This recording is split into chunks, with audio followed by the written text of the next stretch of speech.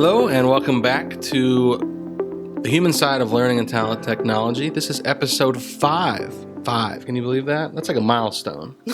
Our first milestone. We've done 5. Mm-hmm. I think I'll probably say that every 5. I'll, every 5. Bring up the fact that it's a milestone. But to me, it's pretty fun that we've done 5 episodes so far. That's good. If we can We're make it through working on this the one. fifth one. Yeah. We're not there yet. Oh, this one's going to be a fun one. We'll definitely make it through it. The difficulty will be keeping it short. It's Christmas time. It's episode 5. It's the human side of learning and talent technology, and we're back with Chris Bond and Tiffany Faulkner. I'm Bennett Jensen, and today we're going to continue our conversation around fix it or ditch it.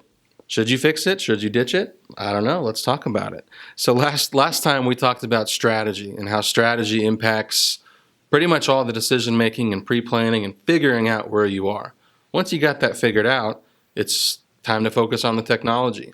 If you're fixing it, how do we fix it? What are the tactics and different things and mechanisms of actually implementing those strategies into the current technology?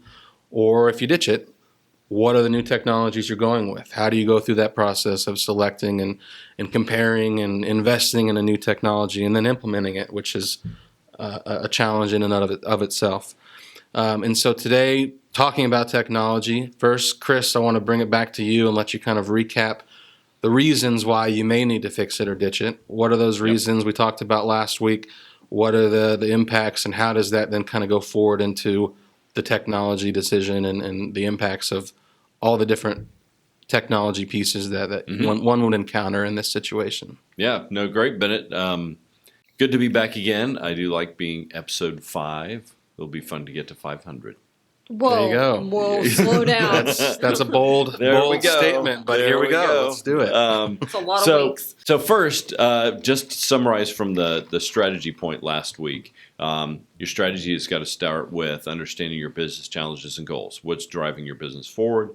Then looking at learning and talent objectives. At that point, you can get to technology. So we're going to assume the strategy work's already done, and that's why we're in technology this week. But I think it's important to go back to what are our 3 reasons to fix your learning and talent technology. So you're looking for an immediate impact on your business from a financial standpoint or on your people. Number 2, technology is not bad, just might need an adjustment. And 3, you don't have any budget. So there's no budget to move for technology. So those are 3 reasons to fix it. 3 reasons to ditch it. Organizational frustration. So there's just no way to recover the technology everybody's so frustrated with. You need to make a change. Your current technology does not solve specific business problems. Maybe your organization has changed since you made your initial purchase. Maybe your initial purchase was 5 or 10 years ago, and now things have changed. You need to make a change. And then third and final one is you really need a comprehensive learning and talent technology ecosystem. So it's really about building an ecosystem versus buying one particular piece of technology. But I think for me, it's always easier to look at the impact from a fix it versus ditch it. Ditch it's a big, expensive thing. And when you begin to get into technology side, like our discussion today, it's significant to go make a switch. So maybe let's start with the fixing it side. And Tiffany and Bennett, maybe if y'all have got some stories of clients who made that decision to fix technology versus ditching technology.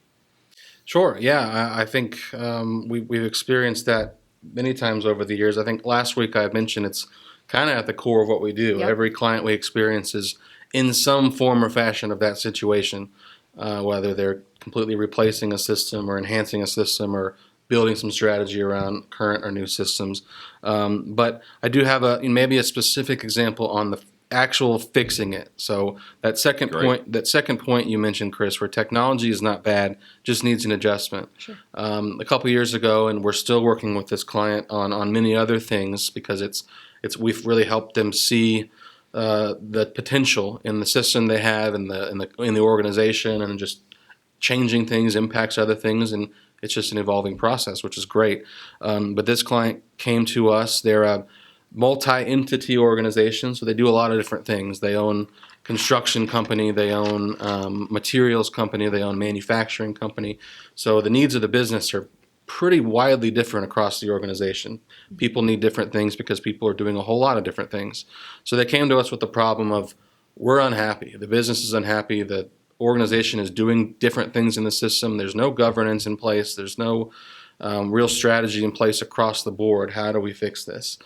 So we went through an optimization process that included going through our center of excellence and understanding all the different areas of the system that impact good or bad, and then going in and creating a plan of action on how each area should be fixed, and identifying priorities, understanding what can be fixed right away, what are some quick wins, what are some easy things to really start the momentum, and then what are the things that are going to take some time, some months to impact. And I think the biggest thing for them was all about user experience. Sure.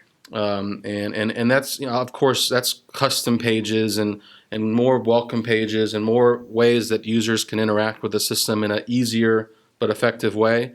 But it's also just about how the organization uses the system and kind of creating a different feel for different companies within that organization, and customizing it a little more to their needs, because before they had one consistent look and feel for the whole organization, managers or employees or a person in one organization versus another, and that just wasn't working. So that was a big thing that we focused on, and it has really made a huge impact on the organization, as well as the governance piece. I mean, they had admins at all these different organizations doing all these different things, stepping on each other's toes, and never really knowing or consistently knowing what the strategy was for how this system should impact the overall business. So we helped them kind of build that out and better control that within the organization, so that there's more governance around content, what content's going in the system, what it's called, what the naming conventions are,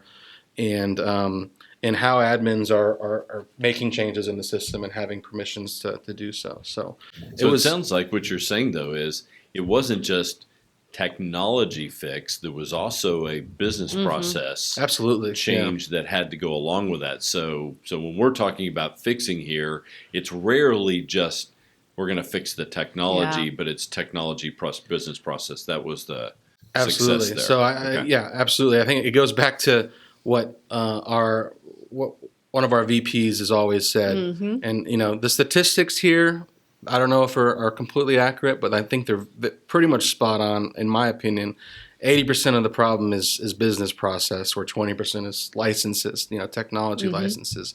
Even if the technology is not working for you, I think it's important to look at those business processes first and make sure that those are in place. And if they are, then yes, it absolutely could be the technology, but it's typically going to be a blend or even heavier on the business process side, because it's, the technology is the technology. It's there.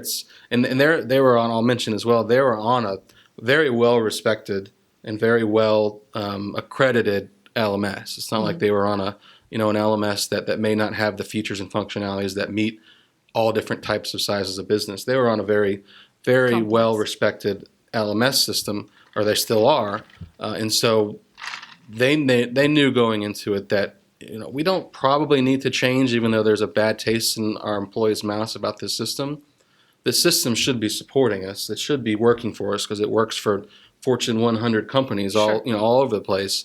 So let's focus on fixing the technology, but let's focus on the business process too, because you're right, Chris. I think there was definitely a big blend of things there. So you brought up that Michaelism of licenses don't solve business problems. Licenses don't solve business problems. That's what it was, yeah. Licenses don't solve business problems. Yeah. That's a pretty genius statement that I think is key, but the technology can be supportive of solving those business problems as well. That's a great example that hopefully is an encouragement to everybody. Go look at fixing the technology. There's ways to begin to do that. So Tiffany, where are some of the key areas that you just see generally that people are having issues with their learning and talent technology that may cause them to say, well, I'm going to ditch it and go someplace else, that they can really use that as motivation to go fix what they have. Sure. So I'll start with the perceived issues are that a lot like in some what we were just talking about around business process is that the system doesn't meet the business process. But when we really peel back the layers and look into it, a lot of times what we find is that they went through implementation and stood up the system. But the system should be evolving. Your business processes evolve, and it doesn't mean you need new technology to meet those processes or those new requirements. You should be, expanding inside of your current system, or at least evaluating if you can. And so what I find or see a lot, that a lot of people are like, we need to leave, is because they maybe haven't kept up with release management. So new features and functions come out. A lot of the SaaS products, they're in your system, but if you don't leverage them, nobody really knows that they're there. And in my experience in working with clients, and actually it's one of my favorite things to do, is when you're like, they tell you a problem of what they can't do, and you say, well, hold on, let's take a look. And then you show them that the system does exactly what they're trying to do.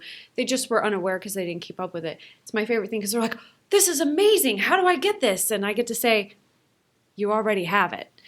Great, let's implement it. And so I think that a lot of the things are people don't keep up with what's changing in technology. And I mean, I think we can all agree technology is it's quickly adapting and changing, not just LMS or talent platforms. It's everything.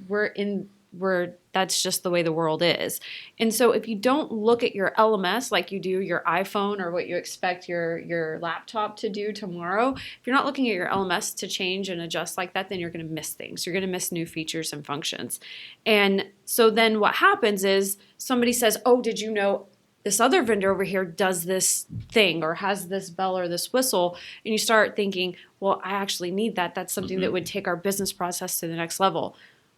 Where I think that there's a gap is a lot of times clients aren't, I see a lot of times where that evaluation on the current system's missed because you're not using it, you don't realize it's there. Does that make sense? Yep. Oh, absolutely. So you don't know it's there, but then you still have to go match that back to what are my business challenges, sure, and then what am I trying to do from a learning and talent side to at least have the conversation to say, okay, this is what I need learning and talent technology to do. I love what you're saying about the release management piece because, SaaS platforms and learning and talent are everywhere. And we see those releases, they just come very often. I mean, there's one vendor we work with where they do it monthly and another one that they do it quarterly and then another that they do it twice a year. But I look at that release piece, and I'm going to go equate that back to some technologies that we've worked with that are behind the firewall. And I can think of one group that we worked with where they had not updated their technology, and we worked with them 2 years ago. So talking 2018, they had not upgraded their technology since 2008. And they were wondering why it didn't work.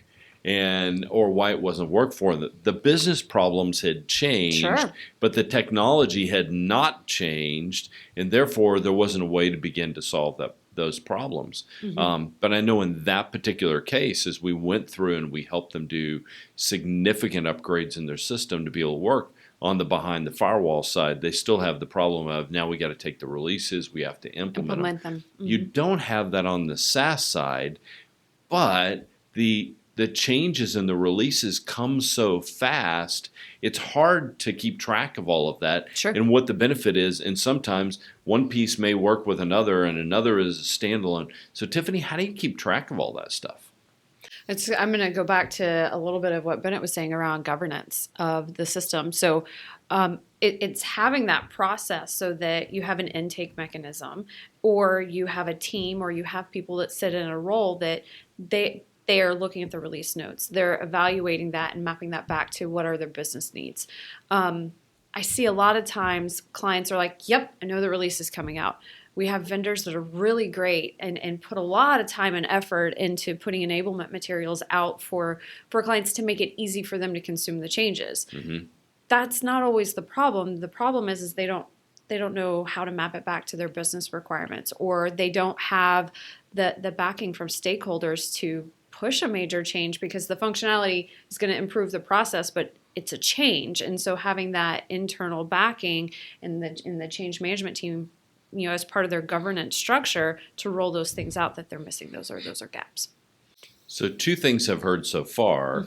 So Bennett, you were talking about on your example, there's a lot of out of system process work that really needs to be done to help fix the system. Tiffany, you're talking about release management and the fact that there's a lot of releases out there that may actually solve business problems that impact the reason to go fix it versus ditch it. Are there any other areas the two of y'all have experienced that you can say, hey, here's a place where we see organizations fixing their learning and talent technology that's having a significant impact? I would say a lot of places revolve around data, and not necessarily the core functionality of the system that they're using and the data possibility or the reporting functionalities within that, but maybe transforming the way that they look at the data, as well as building custom ways in the system of translating that data or giving access to certain populations of the organization for that data.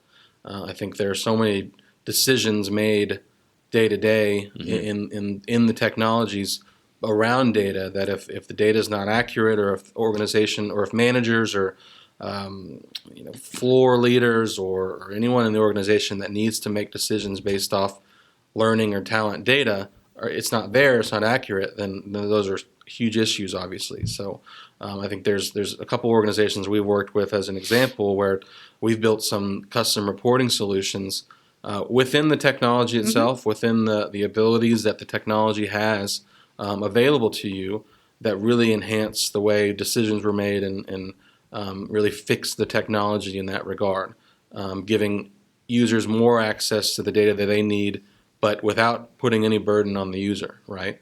Kind of presenting it to them in one or two clicks and saying, this is what you're asking for. This is the data you need to make your decision every day, or who to put on the line, or who's certified to work on this machine, or whatever that may be. But that just overall enhances the experience of the end user, which enhances the experience of the system, so that they can go about their daily job versus spending all night in the system trying to figure out who's qualified the next day. Or why didn't an assignment happen? Or why didn't this particular person get access to this particular course? So it's a really interesting point about it coming back to data, because when we think about it, it's kind of like your closet. And you go into your closet. Okay, so I'm going to go on this one. So we're in the middle. We're in the middle of a remodel at the house, and we had to go clean out our closets. Now, this is like my closet. I had to go in there that it's been in there for 20 years, and there was stuff in there that my lovely wife was asking me, "Why do you still have that?" And my answer was, I didn't know. or I didn't know that I had that in there. That's where that is. That's where that is. And I think it's all of that data is kind of like what you do walking into a closet that you've been there forever. You don't know, I didn't know I had that data in there, or, oh my gosh, I shouldn't be keeping that, or it's changed, or it's different, or, oh my gosh, that shirt that I pulled out, I haven't worn that shirt in 10 years, or whatever it is.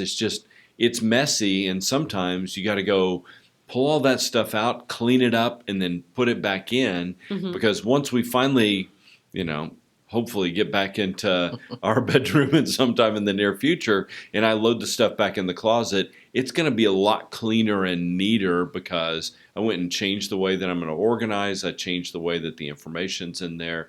And that's, I think, the same way that we ought to be thinking about data in the system. I think there's a lot of organizations from a fixed standpoint that have never, ever thought about that, right? Never thought about, let's go clean the data. And by cleaning the data, all of a sudden, it's going to work better. So I love that analogy that you used, because when I first came to Bluewater, one of the people that I was learning underneath told me it's like moving. right? So great, you can move. You open your closets and you realize everything you have in it. So you either clean out your closet. So in the new house, you've got a clean closet, or you put it all in a box and shove it in the new closet and you bring what you had with you. So what you're saying is the same way is, are you going to renovate the room or are you just going to buy a whole new house? Mm-hmm. So do I take the stuff that's broken right now and move it over to new as broken, or am I going to do new that's fixed as opposed to that? Yeah, and to continue and maybe beat this analogy a little bit too much, but I think it made me think of whether you're implementing a new technology or fixing a current technology, you can go clean out the closet, right? And you can, like you said, it's going to be so much better. But if you don't focus on continuing to maintain it and continuing to manage it, it's going to be in that exact same situation in another 20 years, or with a system in another 1 or 2 years. So it's, the fixing of the technology is so key. But how I think a good word of advice or planning is learn how you got in this situation, and then during the fixing process, create new ideas and plans of how do we fix this and then continue to maintain it and grow it without having to be in the same fixing situation in 2 or 3 years again. That brings me back to, you asked us for some other examples, and I would say another thing that I see and hear often from clients are, hey, company has been on the LMS for whatever, how many ever years. I'm new in my role. I'm new in my L&D role, or I'm new in my talent management role, and the system is not working. I wasn't here when we made the decisions. I have no idea why we're using it like we are, but it is not doing what we need to do. And those are our prime. Let's dig in. Let's go see, because we know our vendors. We know we know many of the LMSs, and most of them are quite robust and can handle some pretty complex or even some super simple processes. And so for us, it's really easy. And this goes back to our core, at the core of what we do is, I know that the system or the technology you have can meet the needs that you just told me it can do. But if you're saying it's not, let's go dig in, peel back why, and how can we make adjustments to drive it there. So I would say a lot of times it's that turnover or that change in the organization, the people in the organization, where what was done was previously has been lost, and now you're stuck with this thing and you don't know what to do with it. So it kind of brings up a really interesting question. So we see a lot of people that, boy, I'm going to go in, I bought the new technology, I implemented the new technology. How many people do y'all see that it's 3, 4, 5 years down the road and they've never changed anything in the system from day one that they implemented, but the business changed? Set it and forget it. Yep. Oh, I like that. There's so many times that we see that they implement, in 2018, 2017, and then we engage with them again, or they come to us, or maybe not even to us, but they're in the situation where, man, the system's just not working for us. It's just there's so many problems. Nothing's working. Well, have you done this? Have you enabled this? Did you see that this vendor has enhanced, completely overhauled this part of the system? Oh no, we didn't know that. And kind of like Tiffany said earlier, we haven't really done anything or changed anything since we implemented it 3 years ago. And it's like, well, let's digest and unpack that first and figure out what's missing or what can be addressed there versus let's blaming the technology right away. Yeah. So you see that a lot too, where we implemented and forgot it, and now wonder why it doesn't work. So yes, and a lot of the reason is implementation. I don't care what system you have, and people may try to indicate that implementation is easy, but it's not. It is a disruption on the business. No matter how simple the technology is, it's a major change for the people inside of your organization. And so what I see is we go through these implementation projects and we get to we went live, we launched it, and I call it implementation fatigue. Like, I've had to make all the decisions. I had to make all the design calls. I had to do all the testing. Now let's just run the system. then you get into the day-to-day and the work it takes to get to steady state and troubleshoot the day-to-day things that happen. And a lot of times there's not a process, there's not a team, there's not even a focus to circle back to, okay, what were the other things that we wanted to do? Or what were the things we said, hey, today we want the system to do this. In 2 years, I want the system to be doing X, Y, and Z. A lot of times that mechanism is not built into the organization to circle back to that. So you stopped where you were and you've just tried to continue maintaining it, when sometimes if you put a little effort into evolving it, that it actually takes the burden off of the maintenance. Yep. Oh boy, I like that word. How do you continuously evolve, continuously improve the system, as opposed to it's a steady state since day one of being live. Yep. Yeah, that's a struggle. So back to your example earlier, Bennett. And this is kind of fun because I'm getting to ask all the questions this week instead of you. Today. It's a little different today. So that client you talked about, were they one that we implemented, but we didn't make any changes over time? Absolutely. Okay. Yeah. And so then it's like, what's up with this? Either they didn't make changes over time, or like I said, that they were so siloed within the organizations or so decentralized in the way they were running the system that maybe there were some admins in one part of the organization that were making a couple changes here and there, but that there were others that were just in a rhythm of doing the same thing over and over, and this is working somewhat for now, and we're just going to ride with it and not make any changes, or turnover. I mean, like Tiffany said, there were turnover in admins or leaders within those organizations where, it's amazing how quickly time flies with, as I'm getting older. It just goes by so fast. But no, it's real. Like, if you have turnover and you hire a new admin that either knows the system or doesn't, if they know the system, maybe the curve is a little less. But if they don't know the system, 6 months or 12 months go by before they're even really comfortable with the actual rhythm of what needs to get done every day. So there's 12 months gone of not evolving or adjusting the system because there's just no chance to do that. There's no ability to have them doing both because they're really consumed with trying to manage the day-to-day. But yes, we definitely saw that and kind of helped clean that up. And like I said, build that plan first, go into it strategically first, and then start knocking off the tasks off the list. And like I said, user experience was a huge thing, but we looked at everything. We went through and adjusted so many things, and it was a lengthy process. I would say it was a 3 to 6 month process, but that's looking at it holistically. Whereas if you're trying to ditch it and go to a new system, that's a 12 months process, maybe even more, depending on the organization. Yeah, so that's a great point. So less time and less expense as well, but to more go make impact. that modification. I think. But a greater Quicker impact, greater impact, greater impact, and a quicker impact as well. That's really good. So far, I'm hearing a couple of things. We continue to kind of go through this.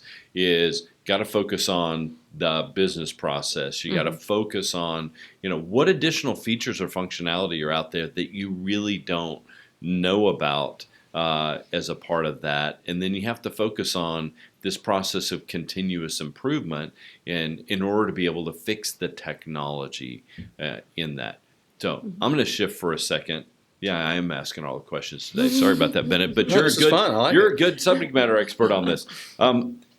In the 3 reasons to ditch learning technology, I'm going to go backwards to forwards. First, need a more comprehensive. This is actually third, more comprehensive learning technology and talent ecosystem. So we're looking for a lot of projects. So one of the reasons that one is on the list is there's systems that people have purchased that don't have APIs. They don't have the ability to go integrate with other systems or integrate very well, other than I can take HR feed.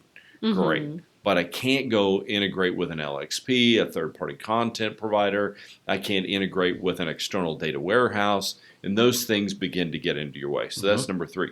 Number 2, current technology is not serving business problems. So we talked on the last podcast about how we solve business problems, how we identify them, and then look at the learning and talent objectives. But that really, and Tiffany, you've talked about this before, the reason for this is technology is static, business is dynamic, and if the technology hasn't shifted, the business has shifted, then there's no way to support that. Mm-hmm. The first one, and this is what we see most frequently, and I want to talk about this one a little bit. Organizational frustration. You mentioned the client that you said we ended up fixing had organizational frustration, but they got over it, and the improvements now have paid off, and so the organizational frustration because of that and change management have begun to disappear. Mm-hmm. I know that we've got one story that I know, Bennett, you and I were involved in a lot, where we had a client that they'd been on product for a couple of years. They were so organizationally frustrated that the name of the vendor was like an evil word inside the organization. Mm-hmm. And it was so worn down that no matter what we tried, what we proposed, what we wanted to do to go fix that, it was never going to change things because the organization had just decided that, and when I say organization, I'm not talking to like senior level management. It's down to the employees that they had gotten to a point of, we have to change this technology. It's never ever going to work for us, even though the capabilities were there Mm-hmm. in that technology. Now, they're a prime example of, we didn't change anything from day one. Mm-hmm. We just got upset about it, but we didn't make any shifts. And as things got worse, we found alternative solutions that didn't have anything to do with the technology in order to be able to make that work, which all that did was make the problem worse. Mm-hmm. And made it bigger to the point that it was costing careers, it was costing jobs, it was a miserable, miserable situation. And these were really nice people, and we hated to see that happen. Sure. But they got to the point to where they were so frustrated with their current technology, they said, we got to get rid of this thing and we have to replace it. And I'll give them credit. They tried a couple of times to go through the process of fixing it, but as you know, every time that they went through that process of fixing it and we went through and did evaluations, they would go back and then they would survey their internal client base, and it didn't matter what we did. Yep. That was kind of done. Yeah, I mean, I think, like you said, it's like, it reminds me of in Lion King when the hyenas are running around and saying Mufasa to each other, and they get all scared. It was like that in that organization when that vendor's name was brought up. It was, ooh, no, I can't do that.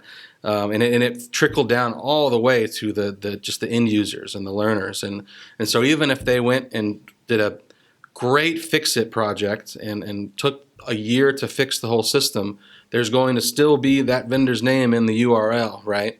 And so they just thought they could not get past that. Mm-hmm. And they did focus groups, they talked to people, they did their due diligence, and they engaged with us several times to help with some certain things and to strategically plan about it, and they just felt like at the end of the day they just had to move on because of the organizational frustrations. There was no other way around it, and they're in the process of that now. So they got Mufasa'd. Okay, here's things that I never thought I was going to hear on this podcast, which was Mufasa. Now you should probably expect it. Okay, that's a new. That's a new. We need That's a trademark. Like I think Disney probably has that trademark. They probably do, but that's a new. I don't know if I can say that either. But hyena, yeah, there was like a bunch of hyenas running around saying Mufasa and scaring each other. That's kind of funny. I think the reason I want to bring that up is this is a reality. We know that learning technology and talent technology everywhere, there's a portion of the audience that's listening to this or are people that are out there, and you know people, and they just get frustrated with technology and they're like, to heck with it, I'm going to go make a major change. And it doesn't just have to be learning and talent technology. No. It can be any piece of technology that you finally get to that level of frustration that you're going to make a change. I know one of my relatives for years was using a Samsung phone, and he finally broke down and he's like, I can't take this anymore. Everybody else in my family has an iPhone. I'm not compatible with them. I'm frustrated with this, and I got to go over and get an iPhone. It's just a technology thing, but I'll tell you this. But I'll tell you this. You ask him, is it that big a difference? He's, man, the change on phones was really, really difficult. But he had gotten dissatisfied because he couldn't go airdrop with people or share photos and didn't have iMessage. And he probably came in as a green message on your phone. And whenever I get those, I'm just like, no. Yeah. And I think his kids were probably harassing him about that too. So, but you look at that, and I think that we just have to sometimes you get to the point that you have to change. Yep. So I want to point out about the organizational frustration, because your organization is frustrated is not the only reason to move. It's more of when you come to the realization that you cannot overcome that. And that's the client story that you were just talking about. They did try, they did evaluate, and came to the realization that was always going to be something that stood in the way of the success of their platform. And change was the only way. The example that you gave, Bennett, was a client who had organizational frustration. They knew that they needed to do something, and they still had the ability and the runway to keep the technology, but make the change and make the improvement. So just because your organization's frustrated is not the reason to move. That's the sign that you need to go through an evaluation. Yep. Absolutely. I think everything has to start with that evaluation. You need to do that and break that up into pieces so it's not this overwhelming, and consuming project that you have to go through. But how do we go work through that in elements and say, are there incremental improvements that I can make on the technology? Maybe there's releases, maybe it's governance, maybe it's other areas. And I think that that's critical. So if you go through the evaluation, you do that lining up, what are your business drivers, what are your learning and talent objectives, then you can focus on what the technology looks like. I think you can be successful. You were going to say something. No, yeah, I was just going to say, I think you're right, Tiffany. I think organizational frustration is not an immediate reason to say, let's ditch it, let's get out of here. But it is a starting point. You got to dissect that frustration, figure out where it's coming from. Figure out if it is a surface level thing, or if, like that example Chris was mentioning, if it's trickled all the way down and there's literally, just such a bad taste in the organization about the technology, about the name of the technology even, or the functionality, or if it's not solving business problems and you fear that it never will, or your business has evolved enough to outgrow or just go in a different direction, then yes, it's... Yeah. That's the frustration that has to lead to that, to understand if it's the right move to fix it or ditch it. Yep. Cool. Well, the one on the ditch it side, the one thing that current technology does not solve business problems, that one I think we go back to as a reason to ditch it. That's also going to start with the evaluation because there may be functionality within your current technology that actually solves the business problem you think you have a gap on. So sounds to me like everything that we're doing here and looking at, it's got to start with an evaluation. Even if you're going to fix it, you have to go evaluate what your business drivers are. What are those business challenges? How's that line with learning and talent objectives? Now let's go fix the technology. But there's great stories here about how that's been really, really successful for organizations. Right. And shameless plug here, if you haven't figured it out already, that's what we do. So if you're struggling with that, give us a call. If something in this has resonated, we're always here to talk, whether it is doing a whole project with you or a 30-minute conversation, no charge or anything. We just want to help you out and talk through it. We're always here for our clients, as we always say. So. Absolutely. Just want to throw that out there. Yeah. So in wrapping up this podcast, it's Christmas time. We all love Christmas, or I love Christmas. I love Christmas. It's the holiday time. I love Christmas. Everyone's celebrating Christmas or other holidays that are going on right now. So happy holidays to everyone. Happy New Year as we get closer to that. But I wanted to ask you guys, since it's Christmas time, what's the go-to Christmas carol or your favorite Christmas carol or one that you just can't get out of your head? What is it? Tiffany? We're doing this, huh? We're doing it. Let's go. Wonderland. Winter Wonderland. All right. About you, Chris? Oh, I think I'm going to have to sing. Don't sing. Sing it. Let's hear it. Want a plane that loops the Oh, loop. man. Can you do the voice? I want a hula hoop. Hey, Yeah, this is I can't do this that is getting anymore. weird, guys. My voice is too low. Yeah, it just went weird. Chipmunks Christmas song, That's a man. great I'm a little bit older than the two of y'all, but I think do. Okay, yeah. I think my favorite, I'll have to say, because I never really understood it, but at the same time, I think it has a deeper meaning, is Grandma Got Run Over by a Reindeer. Do we need to work through unpacking that? Maybe for another episode. maybe for an episode. Yeah. No, I love that, but I think for me, just looking at the what Christmas is all about, anytime during this time of year, hear "O Holy Night," and it just is, it just saying it right now, you kind of get that gets chills. my eyes a little welly, or welling with some tears. Absolutely. And the candlelight and all that. So it's a great time of year. We hope you all have a great, Christmas or spend some great holiday time with the family. It's been a weird year. We all need it. And hopefully, January 1st, 2021, we're pandemic free. It's just a 2020 thing, and we'll move on from all this. Boy, wouldn't We'll that be nice? Yes, we're really close. Turn it off. It's gone.